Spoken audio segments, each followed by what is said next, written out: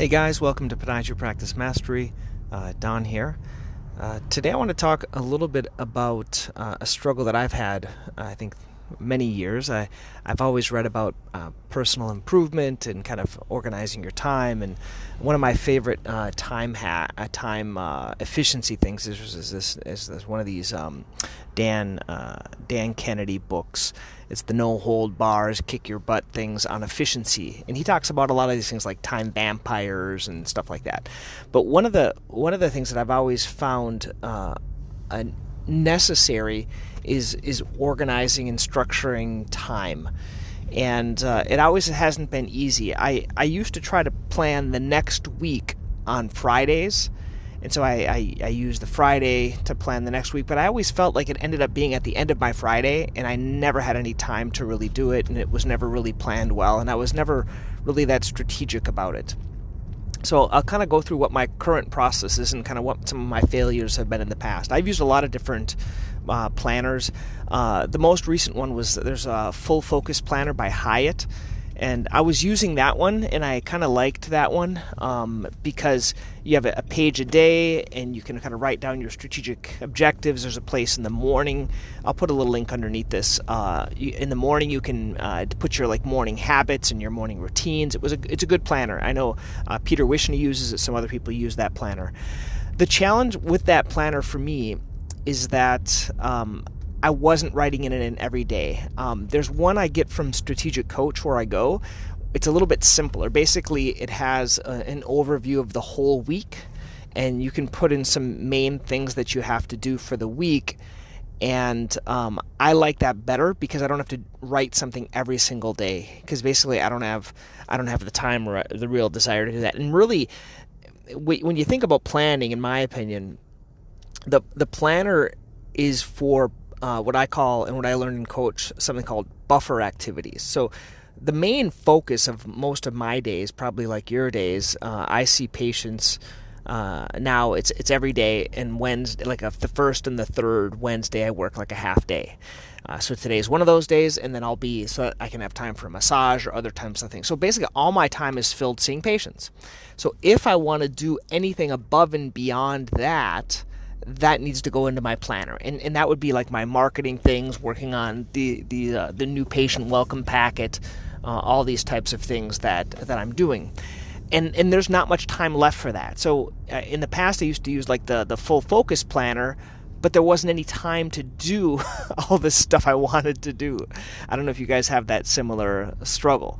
So what I do now is it's this planner from Dan Sullivan from the Strategic Coach thing I go to, and it's just one page, and what it has on the one page are the main 3 objectives for the week, and I think if you can do 3 things a week, it's pretty great.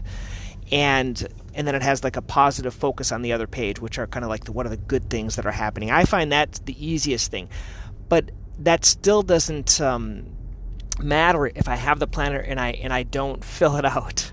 And that was a struggle that I was having. So for planning time, and I'm very structured, and as I get older and realize if I really want to get things done, I have to make it a habit. And so my habit time now is Wednesday mornings. That's when I plan for the next week. So basically, I fill out my planner.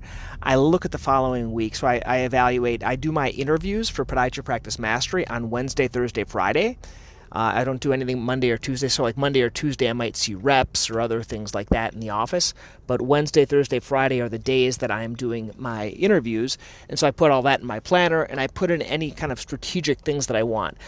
What are the strategic things? Well, these come from my quarterly sessions at Strategic Coach, and we use something called a pocket coach. Basically, what that is a big paged, 2-paged sheet where you can put all kind of your goals for the 1 year, 5 year, 10 year, and then things that I want to work on.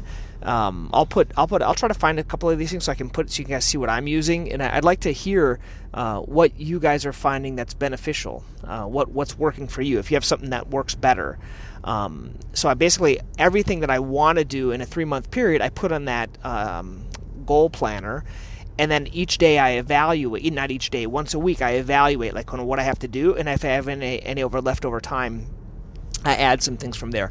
What I find is that I tend not to have much buffer time. I don't know if you guys have that too. Buffer time is like stuff to just get stuff done, admin stuff. And that's where I'm finding it's working a lot easier for me to find who's to do things. There's a good book by Dan Sullivan called Who Not How.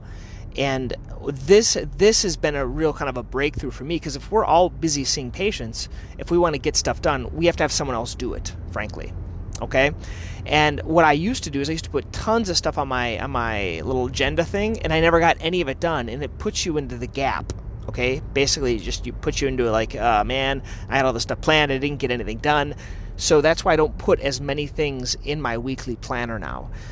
So that's kind of the way I think about it now. I try to only put a few things, and I kind of work on getting those done in between. So that's how kind of a way to be productive and kind of have more of a balanced life and make a little bit of progress. And then each week, if I don't get that one thing done, so for example, the last number of weeks, I've been working on this newsletter that finally just got out. And so what I did is I pretty much I did a little bit, and then I pushed it to the next week a little bit, and I pushed it to the next week, and you just pretty much keep pushing it until it gets done, or you give it to someone that can do it for you. And that's something that's hard for a lot of us. I think we're so used to thinking we have to do everything, but it's really kind of a freeing thing having this virtual assistant now that he's really capable now of putting together this weekly email that everyone gets with Podiatry Practice Mastery. He is doing all my uploading for my YouTube videos.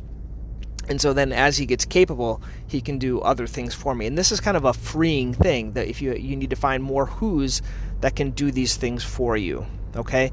One kind of caveat, which is a mistake I made as well, is I try to give my stuff to who's before I really delineate what needs to be done.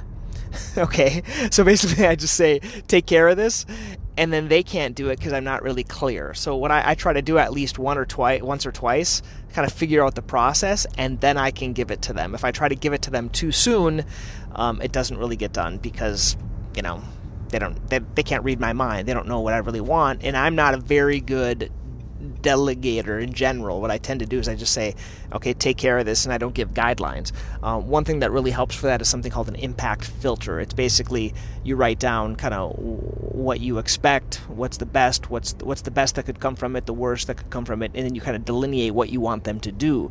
This is key. So you can either be written in a document, or what I a lot of times do is I do it in a video. It's easier for me to make a little screen video on Loom or something similar, and I can give those instructions to someone that I'm delegating to, and they can just look at those. So that's in kind of an easier way. Okay, guys?